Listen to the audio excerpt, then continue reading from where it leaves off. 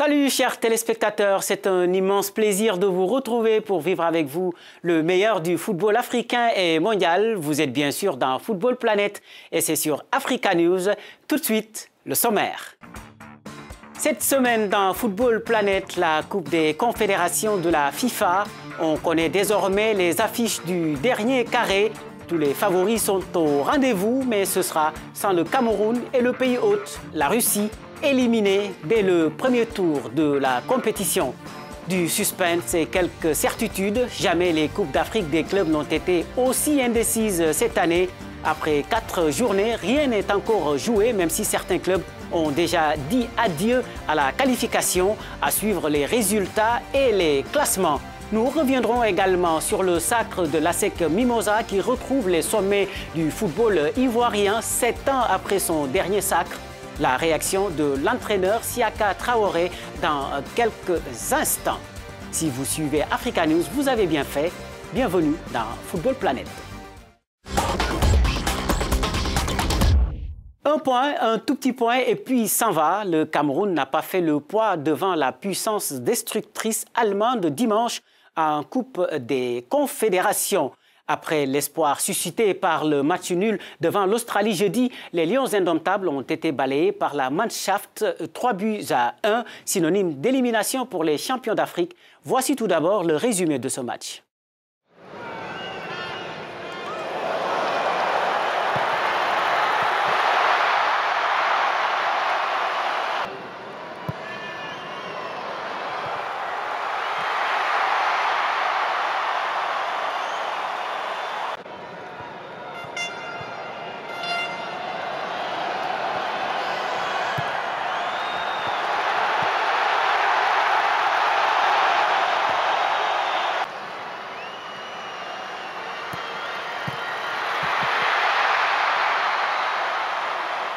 Après sa défaite inaugurale devant le Chili, le Cameroun quitte donc la Coupe des Confédérations sur cette nouvelle déroute.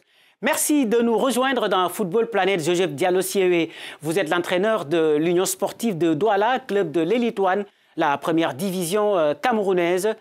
Alors coach, quel sentiment vous laisse cette élimination quand vous regardez le potentiel de cette équipe et son comportement dans ce tournoi? Le sentiment est mitigé parce que en tant que supporter de football Cameroun, je ne suis pas content. Je ne suis pas content parce qu'on a été éliminé. Mais en tant qu'entraîneur, qu'un éducateur, qu'un formateur, je suis un peu satisfait. On est passé parce qu'on avait un potentiel pour faire de très très bonnes choses. Mais c'est dommage qu'on soit sorti très tôt. Parce qu'on n'a pas fait les choses comme ça aurait dû être. Je crois que le casting des joueurs n'était pas bien. Et puis l'entraîneur, durant tout le tournoi, n'a pas répondu tactiquement à ce que les autres ils ont proposé. Donc, à vous entendre parler, on peut toujours faire confiance à cette équipe dans la perspective des prochaines compétitions. Oui, cette équipe est jeune. C'est vrai que cette équipe est jeune et on peut mieux faire encore. Moi, mon problème, c'est l'encadrement technique de cette équipe qui n'est pas vraiment à la hauteur de nos attentes. Vous avez vu le match d'hier, on n'a pas du tout répondu tactiquement à ce que l'entraîneur allemand a proposé. Et ça, c'est un problème. C'est un problème. Si à côté, tu as un potentiel humain comme on a là, que tu ne parlais pas à gérer, à positiver ce potentiel, ça, c'est un problème. Non, on a confiance à ces gamins, on a un potentiel humain important. Le problème, c'est de faire un très bon casting, trouver les meilleurs, ceux qui sont capables de défendre la couleur du pays. On a fait confiance, ça va aller. Vous avez parlé des limites du coaching, mais avez-vous réellement senti cette fougue qui a permis à cette équipe de remporter la Coupe d'Afrique il y a quelques mois? Non, je n'ai pas senti, parce qu'aujourd'hui, je pense que même sur le plan du jeu, il y a des égos. C'est-à-dire que, bon, il y a les joueurs qui ne s'étaient pas attendus à la CAN, c'est un groupe très homogène, un groupe très solidaire aujourd'hui. Je crois qu'il y a un problème de leadership qui s'installe, et ce problème n'est pas réglé, quoi. Il n'est pas réglé par... Il fallait un entraîneur qui est de la poigne pour sentir ça, si c'est pour régler ce problème du comportement des uns par rapport aux autres, parce que dans le jeu, j'ai senti dans le jeu, il n'y a pas de cohésion. Il n'y a pas de cohésion parce que les uns ne voulaient pas faire jouer les autres, parce que c'est tel qui va briller, c'est ici ou grec, et chacun voulait tirer son épingle du jeu. Et c'est normal, on doit jouer plus pour l'équipe. Heureusement que c'est vite venu, et que les gens regardent ça profondément, parce que c'est ça qui pourrit la tanière de l'équipe nationale du Cameroun depuis un certain temps. Donc il faut qu'on voie ça, qu'on travaille mentalement ces enfants-là. Qu'on leur fait comprendre qu'ils sont là pour mouiller le maillot pour l'équipe nationale, et que tous doivent être au service, qu'ils doivent mettre tout ce qu'ils ont au service de l'équipe collective. Je vous remercie, M. Siewé, qui nous parlait de Douala au Cameroun. L'Allemagne termine en tête de ce groupe B devant le Chili, qui a eu chaud face à l'Australie, match nul Un but partout, l'ouverture du score est signée Trosi pour les Australiens avant l'égalisation de Rodriguez à la 68e minute. Et puis coup de tonnerre dans l'autre groupe avec l'élimination du pays hôte, la Russie, samedi par le Mexique victorieux 2-1. Tout avait pourtant bien démarré pour les coéquipiers de Zirkov qui ont ouvert le score à la 25e minute par Alexander Samedov. Nestor Araujo va ensuite égaliser pour le Mexique 5 minutes plus tard avant qu'Irving Lozano ne scelle définitivement le sort des Russes sur ce long dégagement. Du coup, les Mexicains vont accompagner le Portugal, facile vainqueur de la Nouvelle-Zélande 4-0, avec notamment un but sur penalty de la star portugaise Cristiano Ronaldo.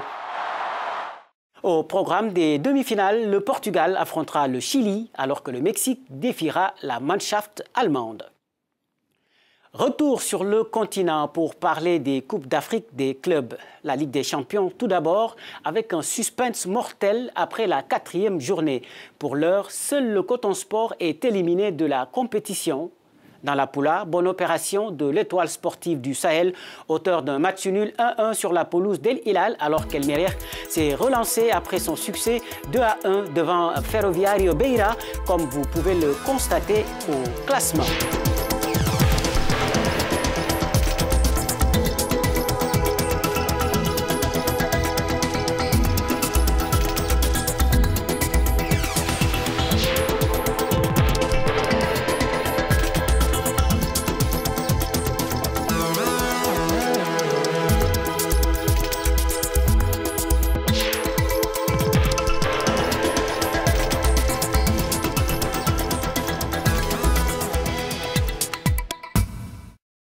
Le suspense est également des plus fous en Coupe de la CAF, à l'image du groupe A, avec 4 équipes au même nombre de points, 6.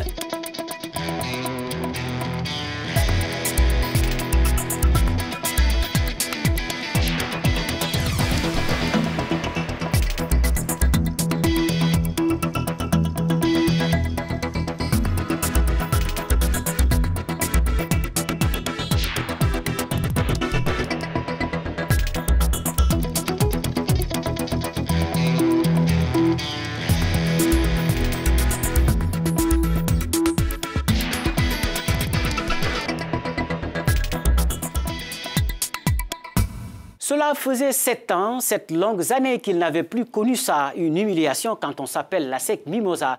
Le club le plus titré de l'histoire du football ivoirien a renoué avec le succès en ajoutant une 25e étoile à son palmarès, sacrée championne de Côte d'Ivoire 2017. Nous avons d'ailleurs en ligne Siaka Traoré qui est l'entraîneur de l'équipe. Coach, c'est sans nul doute l'une des plus belles saisons de votre carrière. Alors, quel a été le facteur déterminant dans ce sacre ? Moi, je pense que c'est la persévérance et puis les joueurs croyaient au titre et puis avec tout ce que le PCA a mis à notre disposition cette année au niveau des recrutements, on a misé sur la maturité avec des joueurs qui ont un peu plus d'expérience. Et puis c'est la première fois qu'à la SEC, l'encadrement aussi a été renforcé. Alors, l'année prochaine, ce sera un champion en Ligue des Champions. Y pensez-vous déjà? Déjà, il faut voir un peu au niveau de l'effectif, parce que ce qui est sûr, il y aura des départs et il faut renforcer. Et puis, il faut commencer la préparation un peu plus tôt.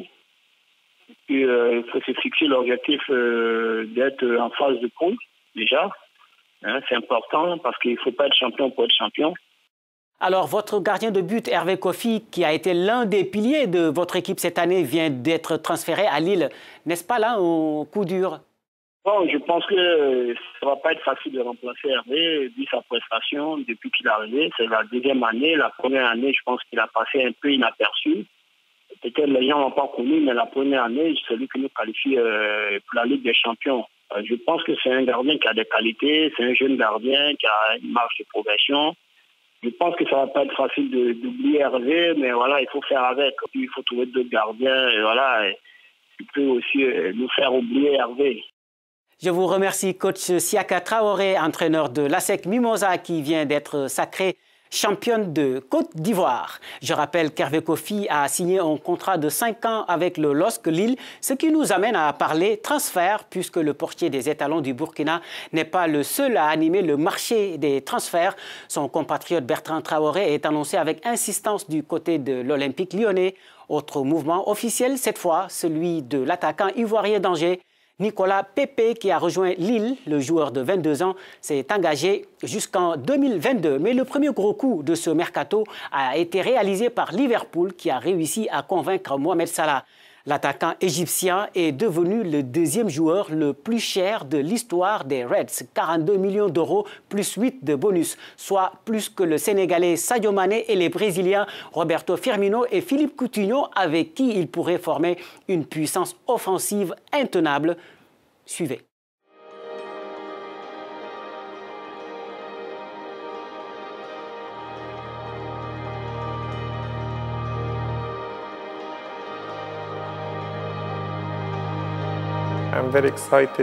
Je suis très excité et je peux dire que je vais me donner à 100% et je vais tout donner pour le club. Parce que je suis ici, tout le monde sait que c'est un très grand club et que nous devons faire quelque chose pour les fans et nous devons gagner quelque chose. Tout le monde le sait, c'est un très grand club, je l'ai dit à l'instant, ils ont des fans partout dans le monde. Je me sens aimé des fans et des supporters, je me sens aimé des fans de Liverpool ici. Je suis donc très satisfait.